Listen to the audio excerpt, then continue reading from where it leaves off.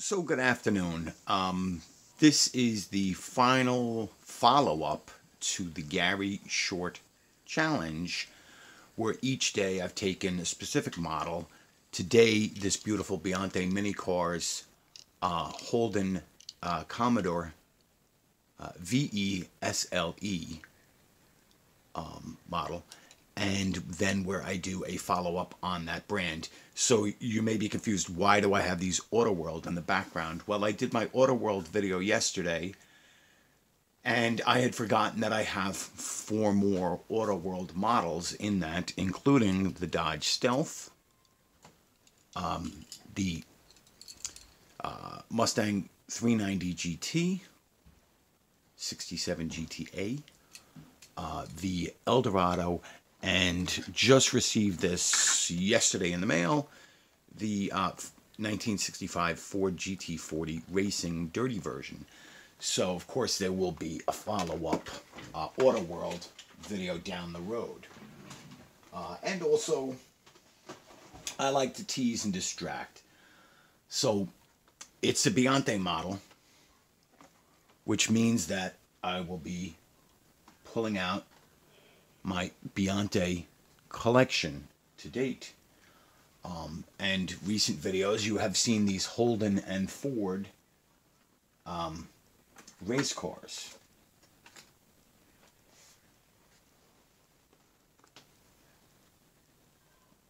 And factory cars. So I'm not going to take all of them out of the packages. Too many screws that can get lost, quite frankly.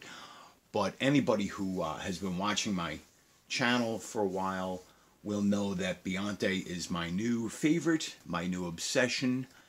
So I'm going to, talk about how wonderful they are, how they are the be-all, end-all of models, and then I will give them a collectability grade that may surprise some people. So first off, we've already taken a look at this beautiful Holden Commodore. Let's take a look at this Ford BA Falcon XR8 in Congo green. So Beyonce, you're going to notice, has excellent details. Now, they only do Australian model cars. And primarily from only two manufacturers, Holden and Ford. I don't think I've ever seen a Beyonce Chrysler Charger, or any of the Mopar branded cars. I don't believe they do any SUVs. They do Utes. In fact, one of my unicorns is, and I found it, but I just don't want to spend the money right now, is at this era, the BA Ford Falcon Ute in white. I don't care what color it is, but I do eventually want to get a Falcon Ute from Beyonce. So I will, watch that, and when I have overtime funds, I will get that. So because they're Australian, all of them will be right-hand drive, not left-hand drive. Because they're Beyonce, they will all have inserted lensed headlights and taillights and beautiful paint jobs and very highly detailed interiors. You can see the defroster lines there. You can see the high-mounted stoplight there. You can see the Ford badge and all the amazing details.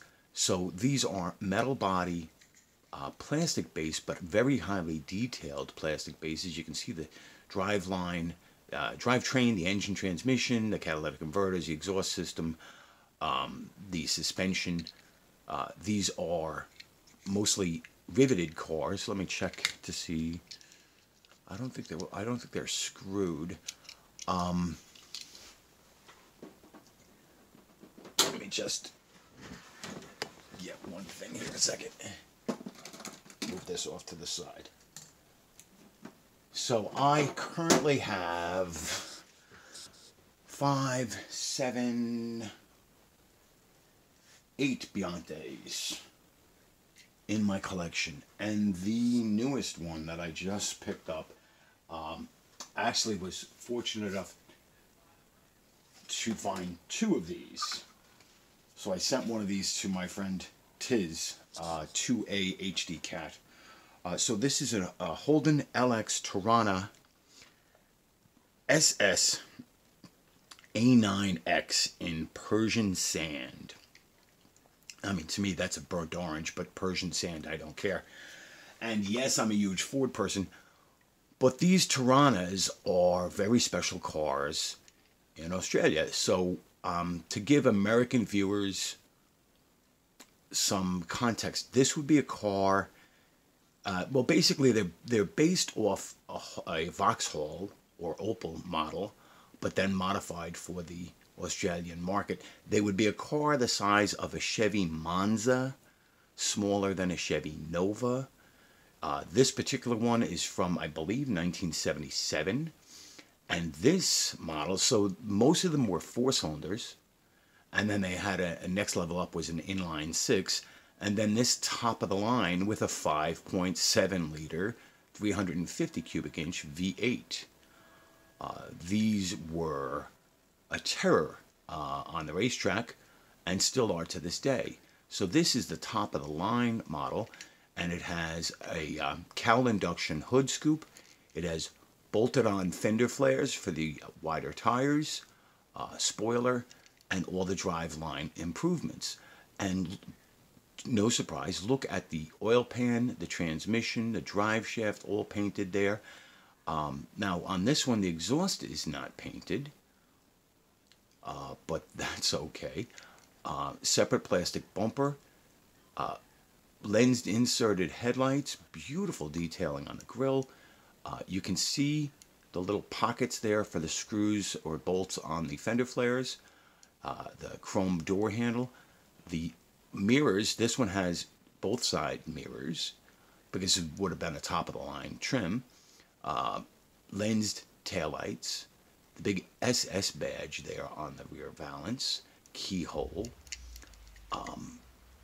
The interior is black, so it's not easy to see, but it is of course a right-hand drive with a very detailed interior. Again, these, so I can't see the rivets on this. Oh, there, right there in front of the engine, you can see the first rivet, and the other rivet must be under the gas tank, or maybe it's a clip-in in the back, I'm not sure. But the details on these are amazing, and for me, this is my new favorite brand to collect. I love Kyosho, Schuco. So now to grade these for collectability against other brands. So easily at hand, here is a very nicely detailed Auto World. Now, the prices on these Biantes can be quite high. This is the new most expensive diecast that I bought. As Tyrone and I often joke back and forth in comments and on videos, and even a small model collector, him and I comment, we like to all have rules for how much we'll spend on a given car. To put it in perspective, in the United States, we pay $1 for a mainline Hot Wheels. This is 50 mainline Hot Wheels. And a big chunk of that is usually shipping. But the scarcity of these models, because Biante, I believe, only makes the race cars now. So these stock models are new old stock. And most of them go back to the year 2000 to 2005. I don't know that they made these stock cars after 2010. Anybody from Australia, New Zealand, or Tasmania that knows, or Belgium or Alabama, if you know better about the history of Biante mini cars, please correct me. They are stunning. I love them. As I said, I have 8, and it will not be the end of my Biante collecting.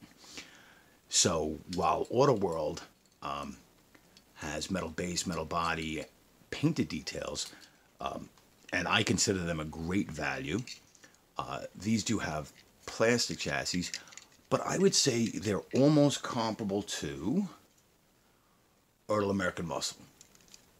Similar idea, highly detailed, usually lensed lights, plastic chassis with amazing details.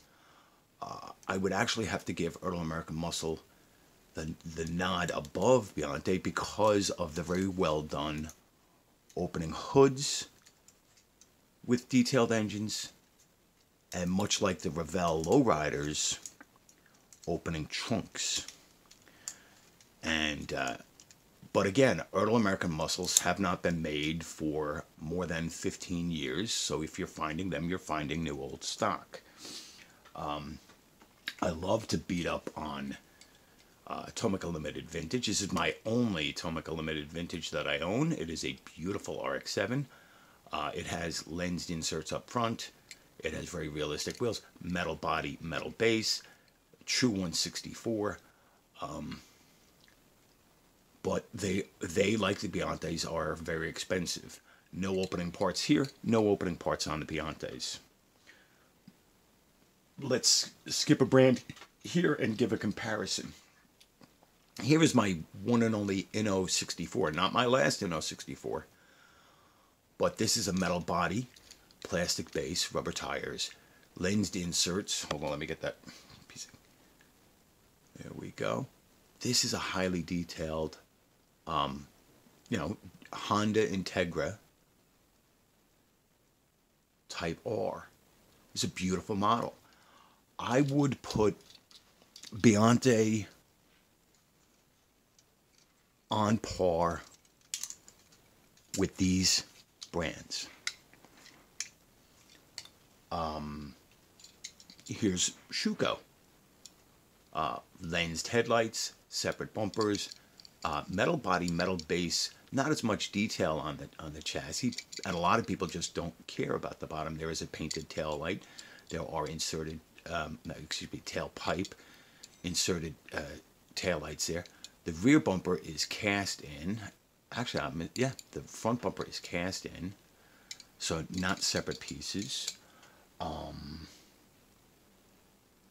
How crazy do I want to go? Okay, well, this is what I consider to be the best Greenlight model out there, because it does have inserted headlights, a highly detailed engine. It is true 164 scale. And never clip your fingernails just before doing these videos. Have a toothpick. There we go. So this Greenlight RS Cosworth Escort. Look at the details here. This is beautiful. So among details, looking at the quality and the details, this is a brand I rate very highly. So now, where do we come with a collector scale for value? Unfortunately, so far, the lowest grade I've given is a C to any brand for collectability. And as much as I love Biante, for your average collector, I'm going to rate this a C minus. Now, you've just heard me gush over the quality of them, over the beauty, the craftsmanship. But what makes them a C minus? Well, accessibility, price, and limited scope.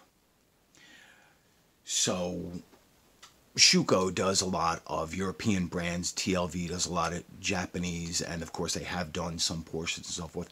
Greenlight is all over the map. Does American cars, Japanese cars, Auto World. Now with this Dodge Stealth and the Supra is broadening out into JDM. You have even Kyosho, another one of my favorite brands, this Audi, metal body, plastic base, very highly detailed lensed inserts. Biante is, again, my favorite brand, hands down. But for collectability, it's tough. Finding them and purchasing them can be expensive. Shipping is the huge problem. So, and I say that, and I mean, one of my favorite Beyonce's this was a gift from Tyrone of building the Ultimate Matchbox collection. He sent that. That totally floored me. And, that's the wonderful thing about this community. But, and I was able to pick up the race cars from a U.S. buyer. So that really cut the price. Because, so basically, if you're buying them from Australia and having them shipped, double the price of the car. If the car is a $20 car, it's going to be $20 shipping. Again, the least expensive Holden that I paid for is this one, $12, because of free shipping. But shipping is the killer from Australia, the cost of shipping. And then the limited scope. Again, I love Australian cars. Even though I'm a Ford guy, I love the Holdens. I would actually love to find a Dodge, or what is it? I think they call it the Chrysler Charger or Challenger, the Mopar versions down there, because they're unique. But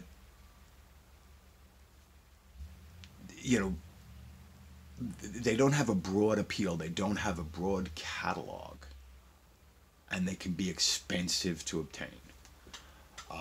And yes, I know I've infected others with the desire to get these cars, and that's fine.